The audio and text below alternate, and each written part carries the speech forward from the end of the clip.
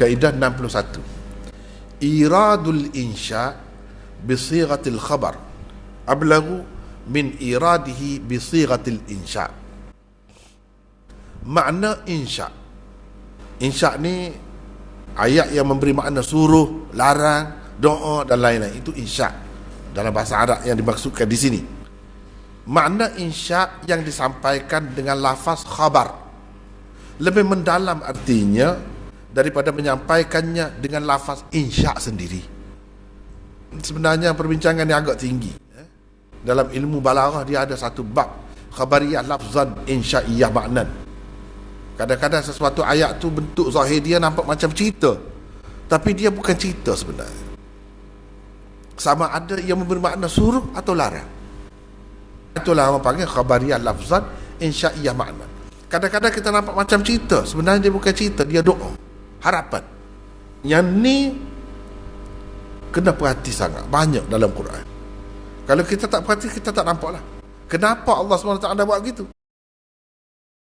Kita kata kalau ayat nak suruh lah, seperti dia suruh dirikanlah sembahyang, kan? Memang ada macam tu pun, tapi kadang-kadang tidak gitu, macam cerita, tapi dia bukan cerita, dia nak suruh kita buat. Misalnya beginilah, kalau saya buat contoh lah, kita anak-anak kita lah, kita nak suruh dia ni bersemangat, kita buat contoh orang lain. Tengok orang tu, budak tu rajin pagi-pagi dia bangun gosok gigi, kita kata lepas tu bersembahyang apa semua, kita cerita kita tu di sebaliknya nak suruh dia buat seperti itu, bukan cerita saja. Kadang-kadang cerita tu lebih mendalam lagi daripada kita suruh gosok gigi, lepas tu kamu sembahyang, kamu dibuat gini-gini. Kita cerita orang lain, tengok keluarga dia harmoni, bagus, keluarga dia baik, tenang keluarga dia. Kita sebenarnya nak macam kita suruh lah, kamu pun buatlah macam tu, tapi kita tak kata gitu. Dalam Quran banyak sangat. Sebab dia kira ni nak bercakap dengan orang cerdik ni, ada kalanya manusia ni begitu, dia tak boleh direct. Kalau direct tu dia jadi naik angin kadang-kadang. Jadi secara tidak direct tak apa. Jadi kita kena pandai-pandai. Itulah bahasa balaghah. Gini, dia ada insya. Satunya mungkin kita biasa dengar, kalau yang baru-baru belajar ni, insya tu makna karangan. Karangan bahasa Arab tu insya. Bukan itu sini maksudnya lain. Dia kalam bahasa, penggunaan bahasa dalam bahasa Arab dia ada dua. Khabar dan insya. Khabar dalam bentuk cerita, insya dalam bentuk selain cerita. Misalnya kita kata suruh, larang, harapan, menyatakan keinginan, itu semua insya. Mudah-mudahan kita kata, mudah-mudahan itu ayat insya lah tu. Ayat insya lah. Makan, kita suruh, itu ayat insya. Khabar cerita. Allah itu esa, itu khabar. Dua. Kadang-kadang maksud yang disampaikan dengan insya itu tidak disampaikan dalam bentuk insya, tapi dalam bentuk cerita. Ini benda ada dalam Quran, banyak digunakan dalam Quran, sehingga menjadi kaedah lah ni. Kadang-kadang tidak nyatakan dengan terang, suruh gitu, misalnya kalau suruh, tidak suruh, tapi cerita tu lebih dalam lah kesan daripada suruh tu secara langsung. Suruh dengan terang, keterangan. Sebabnya makna insya yang disampaikan dengan lafaz khabar, yang dicerita, lebih mendalam artinya daripada makna insya yang disampaikan oleh lafaz insya sendiri. Ialah kerana lafaz khabar menunjukkan kekuatan dan kepentingan sesuatu yang diperintah atau disuruh, dipanggil ma'mur bihi. Seolah-olahnya sesuatu yang disuruh begitu penting dan ia terus dilaksanakan. Setelah itu barulah diceritakan tentang apa yang telah dilaksanakan dan telah dibuat. Maknanya dicerita. Allah SWT cerita, orang yang berbelanja di jalan Allah ni dapat syurga begitu gini. Dia cerita. Tiba-tiba yang cerdik dia terus belanja terus belanja. Jadi Allah cerita yang dia tu pula tu. Ceritanya dia, perbuatan dia tu. Perbuatan dia tu hasil daripada cerita yang pertama. Berlapis-lapis tu. Berlapis-lapis tu. Maknanya ketika Allah SWT cerita tu, dia terus buat. Seolah-olahnya dia faham Allah suruh dia. Allah tak suruh. Allah cuma cerita, kata orang yang belanja gini dia dapat cahaya di akhirat besok. Bila sebut gitu saja. Orang Islam ni, orang mukmin ni terus berbelanja. Seolah-olahnya dia disuruh oleh Allah supaya berbelanja. Tak suruh. Dia cerita je. Tetapi cerita tu difaham macam suruh. Sebab itulah dikatakan cerita tapi maknanya suruh. Cerita tapi maknanya larang. Kemarin budak pergi situ. Litah di kat hutan tu makan kerimau. Kita kata kepada anak kita, apa makna? Jangan pergi dah. Tu makna dia. Budak tu lalu kot tu. Kena apa ni? Makan kerimau. Kita kata. Maksudnya kamu jangan pergilah. Kata. Kalau yang tak faham, dia pergi. Kalau yang faham, dia tak pergi. Walaupun cerita. Cerita tu bermakna larang. Ada kalanya cerita makna suruh. Ada kalanya cerita makna larang. Jadi, yang tu kita kena pandai tengok tu. Ayat Quran. Sebab kadang-kadang dia dalam bentuk gitu. Banyaklah contoh nanti kita akan tengok. Seolah-olah sesuatu yang disuruh begitu penting dan ia terus dilaksanakan. Setelah itu barulah diceritakan tentang apa yang telah dilaksanakan dan telah dibuat. Jadi budak tu tak pergi ikut jalan tadi, kita kata, kita cerita. Sebab apa? Sebab dia telah buat dah. Kita ceritakan apa yang dia telah buat. Gitu ada benda ni. Antara contohnya di dalam Al-Quran ialah firman Allah berikut. La ta'buduna illallah. Walaupun jumlah ini khabariyah pada lafaz dan pada zahirnya, kerana perkataan la di dalamnya merupakan la nafi. La ni la nafi. Namun dari segi maknanya, ia adalah jumlah insya'iyah. Perkataan la padanya dipakai sebagai perkataan la nahi. Macam la nahi dipakai. Walaupun makna lafzinya ialah kamu tidak boleh menyembah selain Allah. La ta'buduna illallah. Kamu tidak boleh menyembah selain Allah. Itu cerita tu. Tapi maksudnya, kamu jangan menyembah Allah lah. Dah tak boleh. Dah tak boleh. Janganlah. Itulah maksudnya. Takkan dah tak boleh. Buat pula. Dah tak boleh, janganlah. Itu maksud dia. Jadi kata tak boleh tu, cerita tu sebenarnya bermakna jangan. Itu makna larang. Itulah orang panggil khabariyah lafzan insya'iyah makna. Ayat ni pada zahirnya nampak macam cerita, tapi sebenarnya maksudnya perintah atau larang. Tengok keadaan lah. Tengok keadaan lah. Kalau tidak boleh, makna dia larang. Kalau boleh, maknanya suruh. Jadi kita kena tahulah, di sini la ni la apa. Kalau la nafi, memanglah, khabar lah. Kalau la nahi, insya'.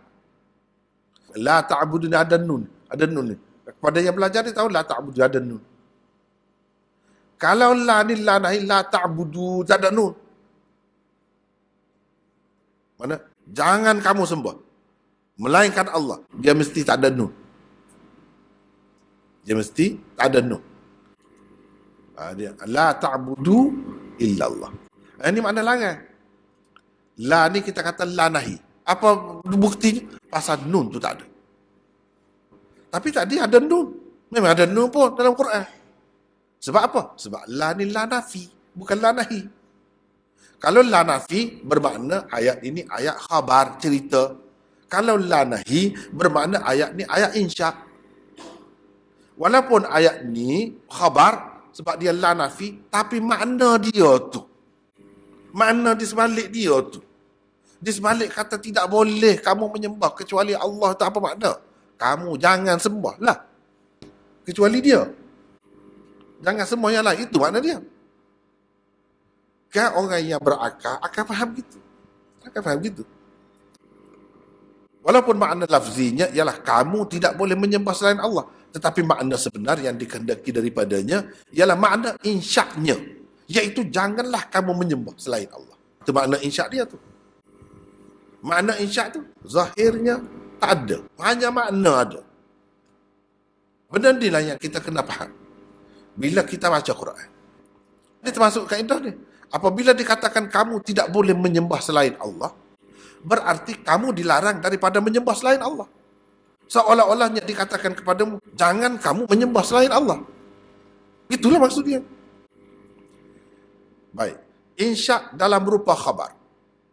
Khabariyah lafzan insya'iyah makna itu terbahagi kepada dua pula.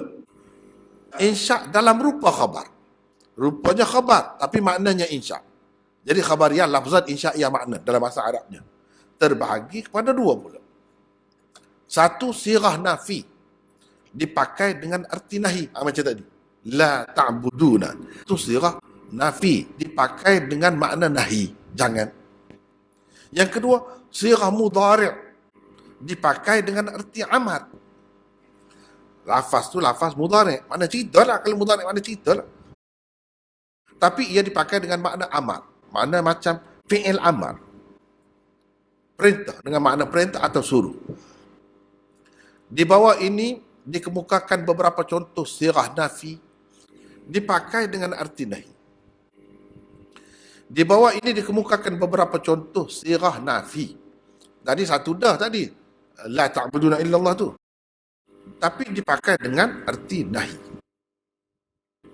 Al-hajju ashhurum ma'lumat faman farada fihinna al-hajj fala rafatha wala fusuqa wala jidala fil hajj.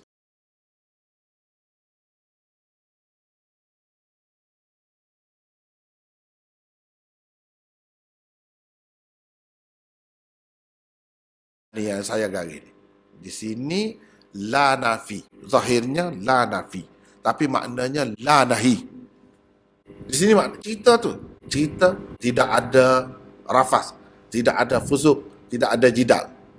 Mana jangan ada. Jangan ada. Dia sebut tidak ada. Tidak ada tu cerita. Kalau macam tu. Tapi maksudnya jangan.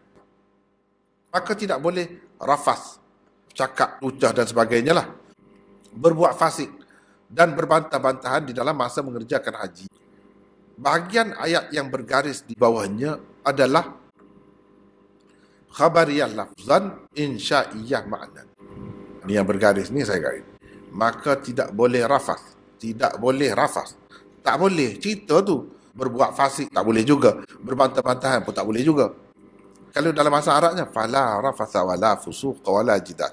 Jadi la ni la apa? La nafi. Bila kata la nafi, mana ayat tu ayat khabar. Tu yang benar.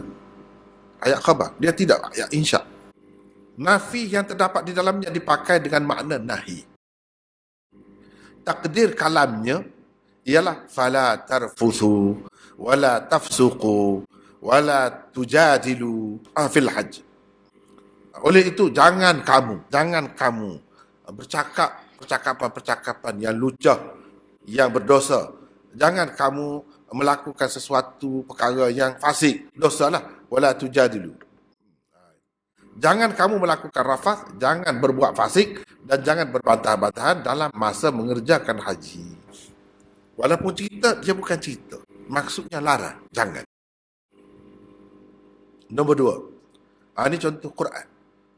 Dalam surah Al-Waqi'ah, innahu laqur'anun karim fi kitabim maknun la yamassuhu illa al-mutahharun tanzilum min rabbil alamin.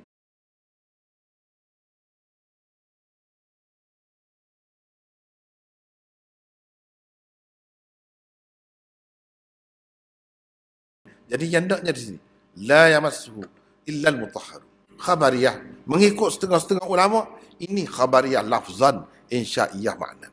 Makna dia khabar, cerita, tapi maksud dia ialah insya'. Tidak dapat menyentuhnya kecuali orang-orang yang disucikan, tidak dapat menyentuhnya. Itu cerita tu.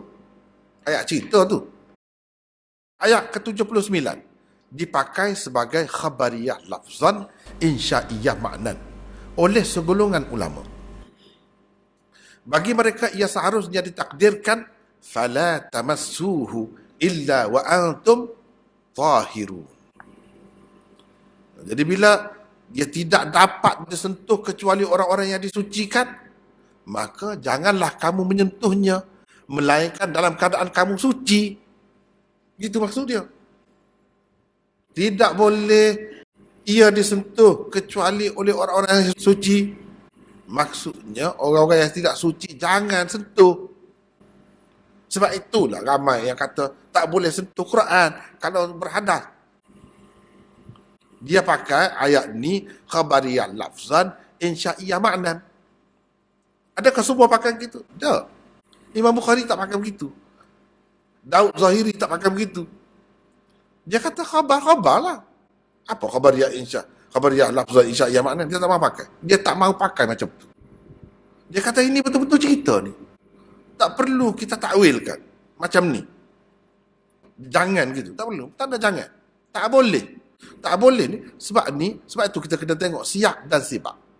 Tadi kan surah fala uqsimu bimawaqi'in nujum wa innahu laqasamun law ta'lamun 'azim innahu laqur'anun karim fi kitabin maknun la yamassuhu illa almutahharun tanzilun min rabbil alamin. Siyak dan sibak menunjukkan proses penurunan Al-Quran. Sesungguhnya ia Tuhan bersumpah dengan tempat-tempat kedudukan bintang-bintang. Kedudukan bintang-bintang itu menunjukkan satu sistem yang kukuh, yang terpelihara. Itu Quran. Sumpah, ini Quran dalam kitab yang tersimpan. Mana kitab yang tersimpan? Lauh Mahfuz. Lauh Mahfuz tu asal dia, tempat dia duduk situ. Di situ siapa boleh sentuh? Siapa boleh ambil? Kalau kita nak kata syaitan ambil, lepas tu dia tokok tambah Quran, tak mungkin. Sebab syaitan tu kotor, bukan mutahharun. Al-mutahharun di sini maksudnya malaikat. Hanya boleh ambil, boleh jaga, boleh bawa benda tu daripada situ ke bawah ni al-mutahharun sahaja. Orang lain tak boleh. Turunnya daripada Tuhan Rabbil Alamin. Turun. Mana daripada atas ke bawah lah tu. Jadi maknanya Quran ini dia nak cerita proses perjalanan tu daripada Lauh Mahfuz tu sampai kepada Nabi tu. Tidak terganggu, tidak tergugak Quran tu. Sebab apa? Kalau kita kata syaitan kotor bukan al-mutahharun. Mana boleh dia sentuh? Dan kalau tak boleh sentuh, nak baiki macam mana? Nak tokok tambah macam mana? Nak cerita keterpeliharaan Al-Quran tu sebenarnya. Bukan Quran yang ada dengan kita sekarang ni. Kalau Quran yang ada dengan kita sekarang ni, kalau cerita, tak betul. Kenapa tak boleh sentuhnya? Memang orang tak sentuh. Dia cari orang tak sentuh. Orang kafir pun sentuh. Tak ada apa pun. Kalau macam tu Allah berdusta pula. Allah kata tak boleh sentuh. Mana tak boleh sentuhnya? Boleh sentuh tu. Pula berdusta pula Allah. Tidak berdustanya macam mana? Kalau yang tu memang tak boleh sentuh. Yang ni boleh sentuh. Nabi kirim ayat kuliah ahlul kitab ta'alau ila kalimatin sawa'in bainana, tidak Quran kepada Heraklu. Heraklu pegang sentuh. Boleh tu. Sedangkan dia kata tak boleh. Dia ulama-ulama yang kata tak boleh, dia kata gini, walaupun zahir dia ni cerita, sebenarnya bukan cerita, dia kata dia. Ni larang. Dan kalau malaikat semua tak boleh, yang suci saja, kita pun kena suci seperti malaikat itulah baru boleh sentuh Quran ni. Kalau tidak, tak beradab lah. Dia pergi ke situ. Dan mereka tak kata ini insya, sebab la yamassu, bukan la yamassa. La yamassu. La yamassu tu makna la nafi, bukan la nahi. Bukan la nahi. Kalau la yamassa, barulah la nahi. Ni la yamassu. Itu tak boleh nafi semua tu. Dengan sebab itu dia kata ini khabariyah lafzat insya'iyah makna. Cuba tengok tu. Kalau kita nak bahas halus lah, sampai begitu sekali. Kalau macam ni, cuba tengok. Kenapa ulama jadi khilaf? Ayat Quran boleh tak boleh sentuh ni duduk di mana? Ni. Orang yang kata tak boleh, ni dia pegang. Orang yang kata boleh, ni juga. Sebab dia tak pakai ini, ayat ini khabariyah lafzat insya'iyah makna. Orang yang kata tak boleh sentuh, dia pakai ayat ini khabariyah lafzat insya'iyah makna. Makna zahir dia cerita, tapi sebenarnya bukan cerita, larang. Dia pakai begitu. Kita kena tahu lah. Kita nak pakai macam mana, ikut kita lah tu. Tapi kita kena tahu. Orang yang pakai gini, dia faham macam mana. Kalau kita tak faham kaedah ni, tak faham lah. Ulama tu kenapa dia pegang dengan ayat ni. Bahawa tak boleh sentuh Quran tu dia pegang dengan ayat. Kok mana dia pegang? Tak nampak lah kita. Kalau kita tak tahu kaedah ni. Kalau tahu kaedah ni, baru nampak.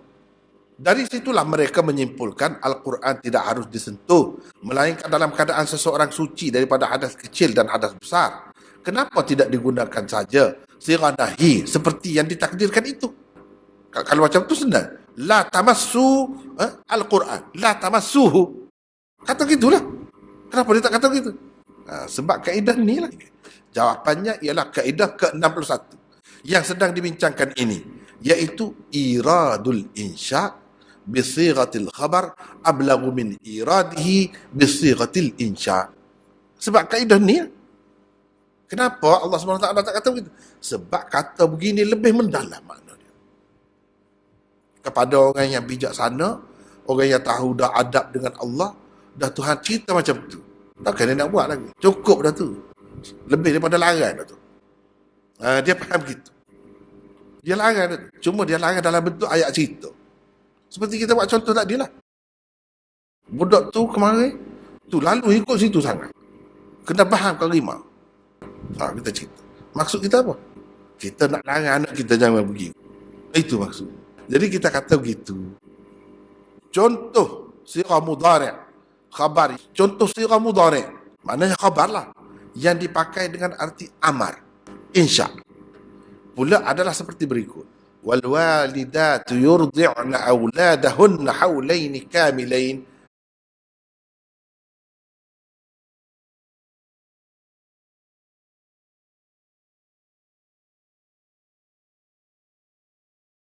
Ni yang kita nak.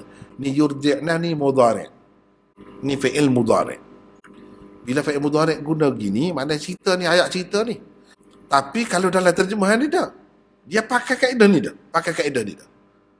Para ibu hendaklah menyusukan anak-anaknya selama 2 tahun penuh. Dia gini sepatutnya. Kalau tidak pakai kaedah ni. Para ibu boleh menyusukan anak-anaknya selama 2 tahun. Gitu. Itu makna asal. Makna asalnya, para ibu boleh menyusukan anak-anaknya selama 2 tahun penuh. Itu cerita tu. Tapi, ni yang saya petik lah tafsir ni.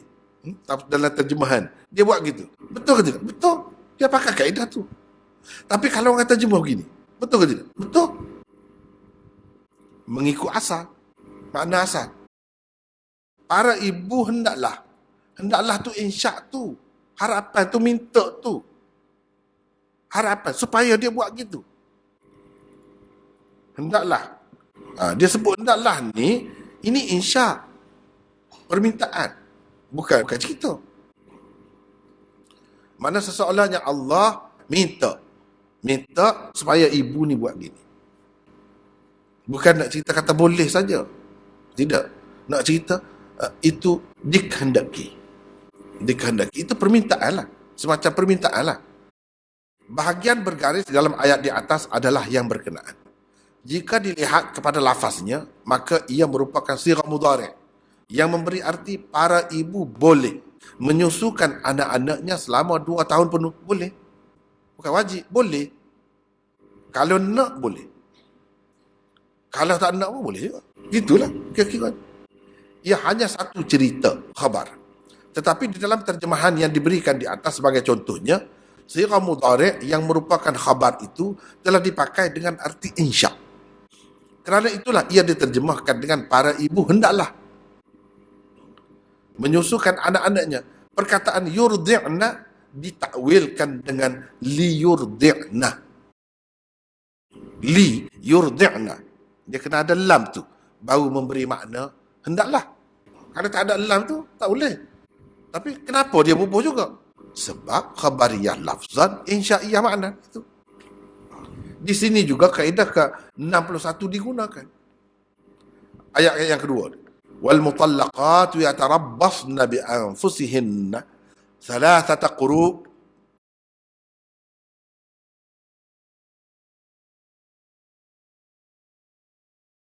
Wanita-wanita yang ditalak hendaklah menahan diri. Yang ini menunggu 3 kali quru'. Orang-orang mazhab Syafi'i kata 3 kali suci daripada haid. Orang-orang Hanafi kata 3 kali mai kotor. Tak apalah masing-masing itu quru' tu. Yang hendaknya di sini, yatarabbasna bi anfusihinna. Hendaklah menahan. Hendaklah. Macam tadilah. Hendaklah. Itu insya' tu kalau hendaklah tu. Di dalam ayat ini sama seperti ayat yang diberikan sebelum ini, sirah mudhari'. Sirah tu makna lafaz lah. Mudhari' yang memberi arti cerita digunakan. Tetapi dalam terjemahan yang diberikan untuknya, sirah mudhari' yang merupakan khabar itu telah dipakai dengan arti insya'. Hendaklah menahan diri. Itu insya'. Dengan takdir dan takwil liyatarabbasna. Li. Dia kena ada lam tu. Kalau ada lam tu senanglah. Tak ada orang keliru. Orang akan kata hendaklah. Sebab lam itu lam amar. Lam tu lam amar. Mana suruh. Masalahnya di sini dalam ayat ni mana ada lam, tak ada lam. Bila tak ada lam jadi khabar. Lepas tu macam mana? Khabar ni kamu terjemah hendaklah. Jawabnya pakai kaedah tadi. Barulah kita boleh tahu. Ni pandai terjemah ni. Ini salah terjemah ni. Kita yang nak baca pun boleh tahulah. Ini salah. Ni betul. Atau kalau kita tahu sikit, kita gaduh nak salah orang. Sebenarnya tak salah lagi. Macam ni. Dia terjemah hendaklah tu tak salah. Walaupun tak ada perkataan hendaklah tu duduk di mana. Hendaklah tu. Kalau nak kira perkataan li. Masalahnya tak ada. Ya tarabbasna gitu. Bukan li ya tarabbasna. Macam mana orang ni yang menterjemah dia bubuh hendaklah. Betul ke tidak? Kalau orang tanya orang yang pandang, betul ke tidak? Dia jawab, betul. Mana ada hendaklah? Tak ada. Tak ada pun ini jumlah apa ayat apa ni? Khabariyah lafzan, insya'iyah makna. Habis itu. Tak tahu tu, tak boleh cakap. Susahlah nak cakap macam mana kalau tak tahu tu. Itu kaedah. Kenapakah tidak digunakan saja sirah insya' itu? Kata ginilah. Kenapa Allah SWT tak kata wal mutallaqatu liyatarabbasna. Liyatarabbasna al mutallaqat bi anfusihinna thalathata quru. Kenapa Allah SWT tak kata gitu? Jawabnya kerana pakai kaedah ni, yaitu iradul insya' bi sighatil al khabar ablaghu min iradihi bi sighatil insya'. Lebih mendalam maknanya daripada guna sirah insya'. Sirah insya' tu mana? Jelaslah sebut. Hendaklah kamu buat. Tu jelas. Kepada orang yang berakal, tak sebut dengan jelas, lebih daripada jelas. Jadi itu maksudnya. Kena pakai gitulah. Liyatarabbasna, hendaklah. Kalau kita pakai di sini, perempuan-perempuan yang dicerai itu boleh menahan diri mereka sama. Boleh. Macam mana? Kalau yang pertama tadi boleh pakai susu 2 tahun, tak apa tu, boleh. Sini tak boleh kata boleh ni, salah. Sini kalau terjemah boleh, salah. Boleh macam mana? Mesti tu. Mesti kena beredar. Bukan boleh saja, harus. Bukan benda harus. Sebab tu tak boleh. Ada kalanya kena pakai kaedah ni. Tak boleh pergi ikut lain. Tak boleh pakai zahir dia. Kalau pakai zahir, kita akan terjemah macam tadilah boleh. Boleh maknanya pilihan. Kalau kita tidak nak beredar pun boleh juga. Gitu ke? Mana boleh gitu. Edah tu memang wajib. Mesti. Suatu yang mesti. Kecuali dalam kes yang dicerai itu belum disetubuhi. Tapi ini bukan cerita tu. Ini cerita yang sudah disetubuhi ni. Yang tidak disetubuhi itu tempat lain cerita. Dalam Quran. Jadi maknanya kaedah ni penting. Ini contoh yang kita bertemu selalu bertemu. Cuma di sini itulah kemahiran. Orang tu dapat pasti di sini gini, di sini gini, di sini lebih baik pakai begini, di sini tak boleh pakai begini. Dia kena boleh tentukan begitu, barulah alim. Kalau tak boleh gitu tidak alim lagi. Payah juga. Nak menentukan kena gini, boleh juga begini. Ni tak boleh. Kena gini. Bila kita bertemu tu, kita boleh kata ni gini. Cuba tengok macam tadi sentuh Quran tu sampai begitu sekali khilaf. Kenapa? Kerana satu golongan pakai kaedah ni, satu golongan tak mau pakai. Boleh ke tak pakai? Boleh. Ada kalanya sini boleh ke tak pakai? Tak boleh. Sini tak boleh. Bab kaedah ni tak boleh. Macam mana pula nak? Situ benda banyak perkara lah. Banyak perkara.